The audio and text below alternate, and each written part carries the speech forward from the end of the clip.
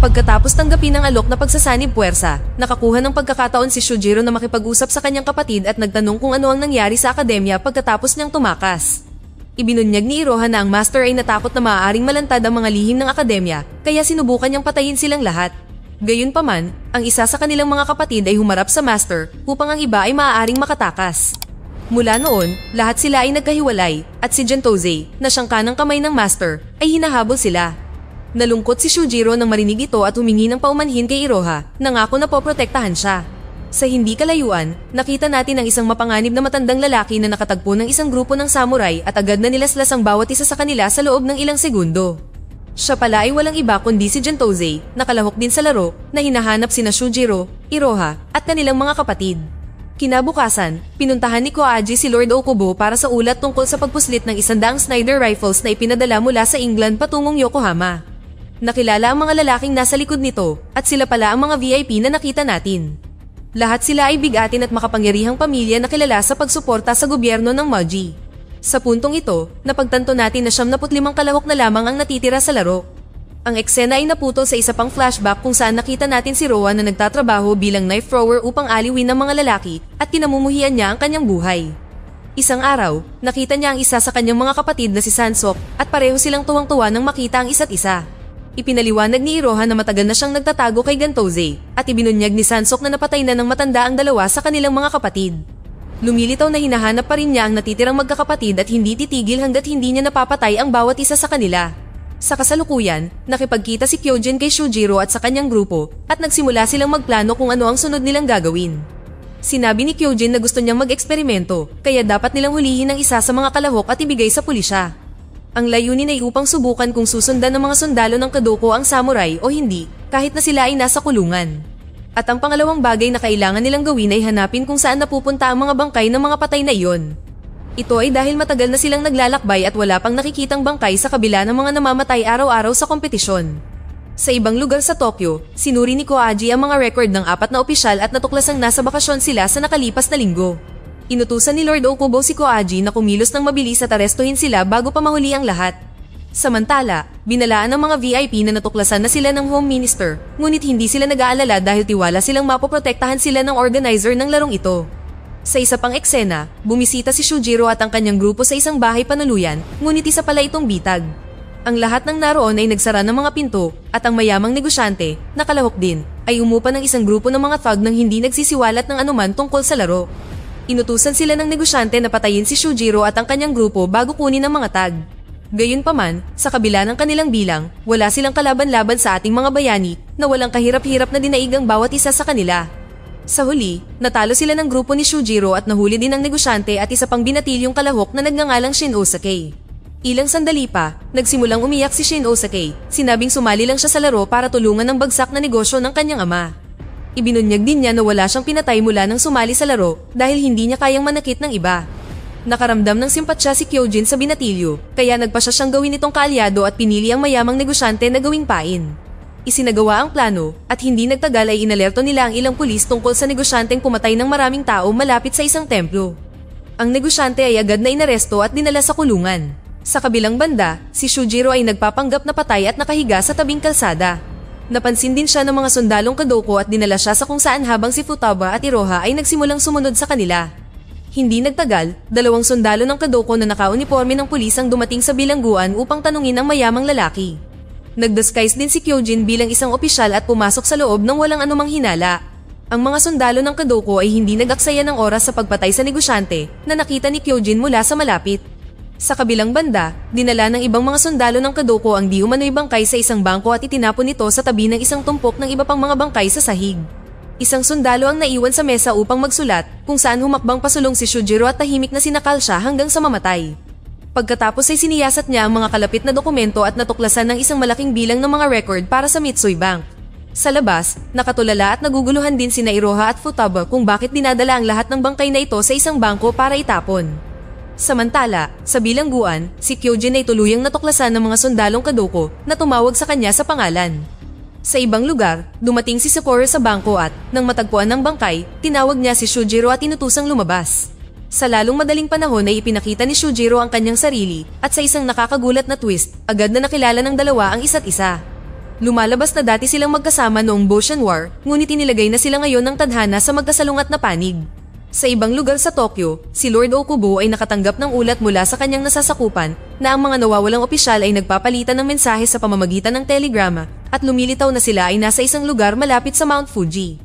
Ang nakakagulat na bahagi ay nang subaybayan ng signal ng telegrama, humantong ito pabalik sa kanilang sariling tanggapan ng pulisya. Sa isang nakakagulat na twist, ipinakita na si Koaji ang mastermind sa likod ng larong Kadoko at ang kumokontrol sa mga VIP. Dahil dito, naramdaman ni Lord Okubo na lubos siyang pinagtaksilan at hindi niya matanggap na nagawa siyang linlangin ng kanyang pinagkakatiwalaang kaalyado. Samantala, sumama si Koaji sa mga VIP at humingi ng tawad sa pagpapahintay sa kanila. Sa puntong ito, nalaman natin na mayroon na lamang 70 kalahok na natitira sa laro. Ang eksena ay lumipat sa isang flashback ng Boshan War kung saan nakita natin si Shujiro at ang kanyang mga kapwa samurai na biglang tinambangan matapos ang kininang tagumpay. Nakakagulat, ibinunyag na si Koaji ang may pananagutan sa pagpapaputok ng mga kanyan. Hindi siya nagpakita ng pagmamalasakit sa sarili niyang mga hukbo na nasa battlefield pa rin at pinatay ang lahat. Samantala, sa kasalukuyan, nakaupo si Koaji sa isang pulong kasama ang mga VIP na nagpapahayag ng matinding pagkamuhi para sa samurai na nakikita niya bilang mga hangal na parasite. Sa ibang lugar, si Kyojin ay nasa bilangguan, nakikipaglaban sa dalawang gwardya ng Kadoko. Gayunpaman, mahusay niyang iniiwasan ang kanilang mga pag-atake at nakatakas. Nang nasa labas na, nalantad ang kanyang pagbabalat kayo bilang isang opisyal na nag-alerto sa lokal na pulisya. Pagkatapos ay nilapitan niya si Shinnosake at mabilis na tumakas ang dalawa. Bumalik ang eksena kay Shujiro na nakikibahagi sa matinding tunggalian kay Sakura. Parehong lumalaban ng may kahangahangang husay, nagpapalitan ng suntok at nagsasalpukan ng mga espada. Biglang dumating si Iroha upang iligtas ang kanyang kapatid at naghagis ng smoke bomb upang lumikha ng diversion. Gamit ang kaguluhan, nagawa ni Shujiro na makatakas kasama ang kanyang kapatid na iwan ng nabigong si Sakura. Samantala, sa Tokyo, hindi pa rin makapaniwala pa rin si Lord Okubo at nakakaramdam ng matinding pagtataksil sa panlilinlang ni Koaji. Pagkatapos ay nag-alok ang kanyang assistant upang pag-aralan ng mga mensahe sa telegrama upang alamin ang plano ni Koaji na sinangayunan ni Okubo.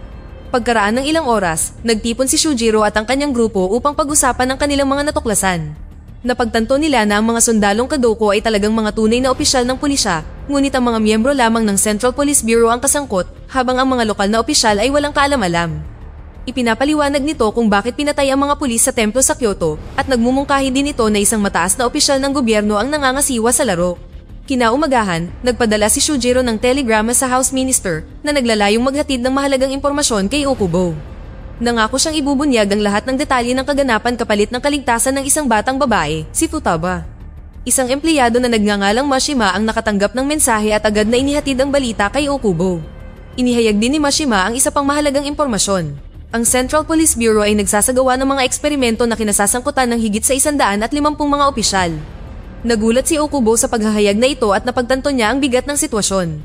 Sa ibang lugar, makikita si Shujiro at ang kanyang grupo na tumatawid sa isa pang checkpoint. At sa pagkakataong ito, bawat isa ay nangangailangan ng 5 tag upang makadaan. Lahat ay may kinakailangang numero maliban kay Shinnosake na walang sapat na tag. Nagsimula siyang umiyak, ngunit ang grupo ay patuloy na sumulong, hindi nagpapakita ng pag-aalala na ikinagulat ni Futaba. Iminungkahi niya na ang iba ay magbigay ng ilan sa kanilang mga extrang tag, ngunit nag-aalangan sila. Gayunpaman, nang magsimula siyang umiyak at ibigay sa binatilyo ang kanyang sariling tag, ang lahat ay nakonsensya at nagalok ang bawat isa ng kanilang extrang tag kay Shinnosake upang iligtas siya. Di nagtagal pagkatapos tumawid sa checkpoint, sinabi ni Kyojin sa grupo na sila ni Shinnosake ay hihiwalay sa kanila dahil pinaghahanap na sila ngayon ng mga pulis. Samantala, nakita natin na si Kanja ay nakapatay ng hindi mabilang na mga tao at nakakuha ng higit sa sapat na mga tag na nagpapahintulot sa kanya na dumaan sa checkpoint nang walang anumang problema. Nang gabing iyon, sa wakas ay nagawa ng assistant ni Lord Okubo na unawain ang telegram code at natuklasan na ang mga naka-encrypt na mensahe ay gumagamit ng European cipher na nagko-convert ng lahat sa mga English na character.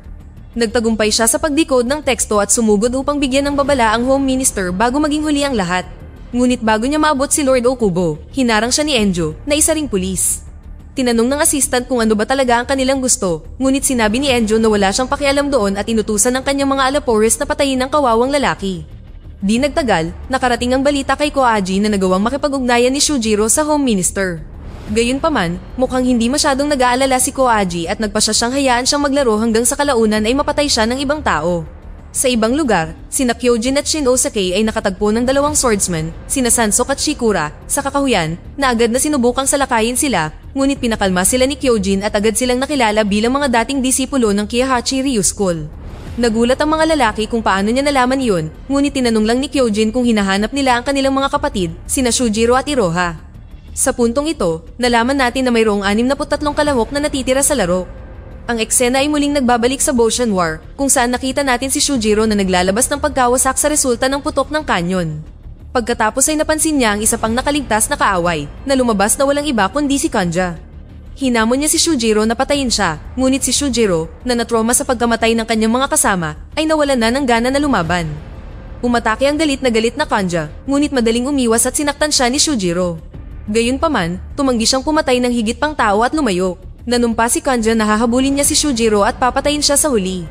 Pagkatapos ng insidenteng ito, itinapon si Kanja sa bilangguan, kung saan ginugol niya ang sumunod na 10 taon habang unti-unting nawawala sa katinoan. Nagkaroon lamang ng layunin ng kanyang buhay nang dumating si Sakura at nag-alok sa kanya ng pagkakataong lumahok sa larong Kadoku. Sabik na sumang-ayon si Kanja na sumali, at pagkatapos palayain, sinimulan niyang pumatay ng maraming tao. Samantala, sa kasalukuyan, naalala ni Lord Okubo na noong pagkatapos ng Boshan War, nakiusap si Koaji sa kanya na iligpit ang natitirang mga samurai. Ipinahayag niya ang kanyang takot sa samurai at humiling ng pahintulot na gumamit ng mga baril upang matiyak ang kinabukasan ng bansa. Gayunpaman, hindi sumang-ayon si Okubo sa paniniwalang ang gobyerno at ang samurai ay makakahanap ng paraan upang mabuhay ng magkasama. Pagkatapos ay ipinataw ni Okubo ang pagbabawal sa paggamit ng mga espada upang pigilan ang banta ng samurai. Matapos maalala ang talakayang ito, nagpadala si Okubo ng telegrama upang ipatawag si Koaji para sa isang pulong upang talakayin ang kinabukasan ng tanggapan ng pulisya. Sa ibang lugar, dumating si Shujiro at ang mga babae sa isang nayon kung saan nagaganap ang engranding pagdiriwang. Tuwang-tuwa si Futaba nang makita ang pagdiriwang at agad na nakiisa sa mga kapistahan.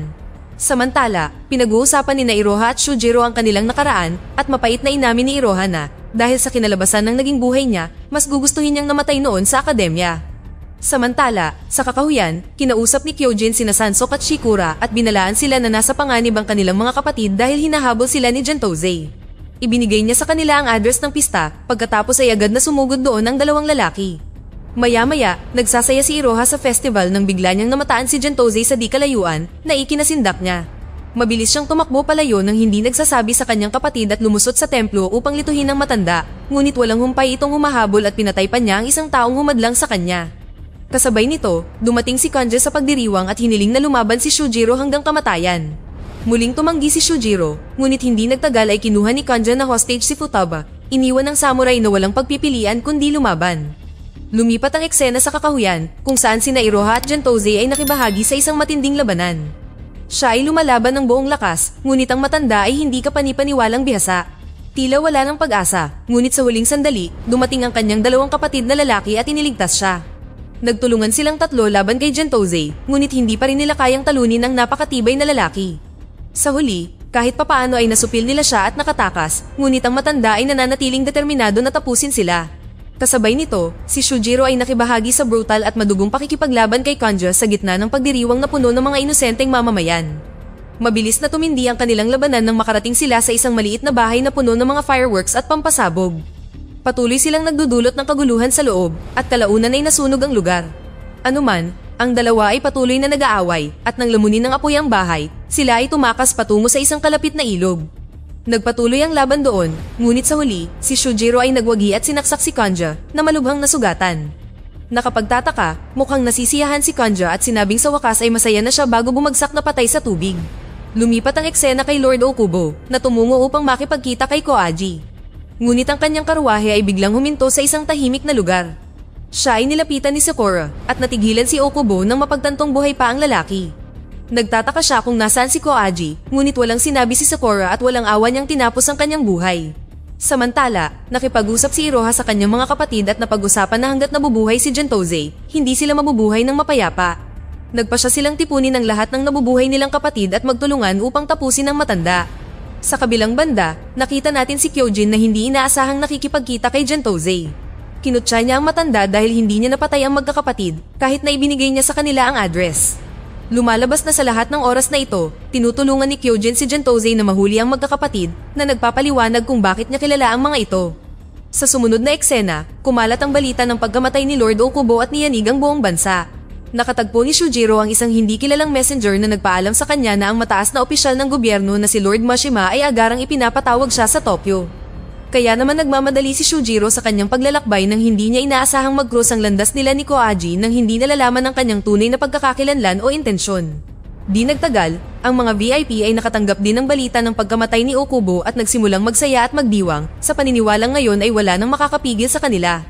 Ang serye ay nagtatapos sa pambitin na wakas, kasama si Shujiro na napagtanto na ang pag-abot sa Tokyo ay hindi lamang tungkol sa pagwawagi sa karera kundi pati na rin sa pagtuklas sa kabuuan ng pagsasabuatan at paghahatol sa mga nakaraang kasalanan. Kahit na ang palabas ay hindi opisyal na na-renew para sa ikalawang season, ang hindi pa nalulutas na mga salungatan, mga pagtataksil sa karakter, at mga nagbabantang panganib ay malakas na nagpapahiwatig na magkakaroon ng season 2. Dito na nagtatapos ang ating kwento. Sana ay nagustuhan nyo. Mag-subscribe na kung hindi ka pa nakasubscribe, pindutin na rin ang notification bell at like button upang matulungan ang channel at mag-iwan na rin ng komento. Maraming salamat sa panonood.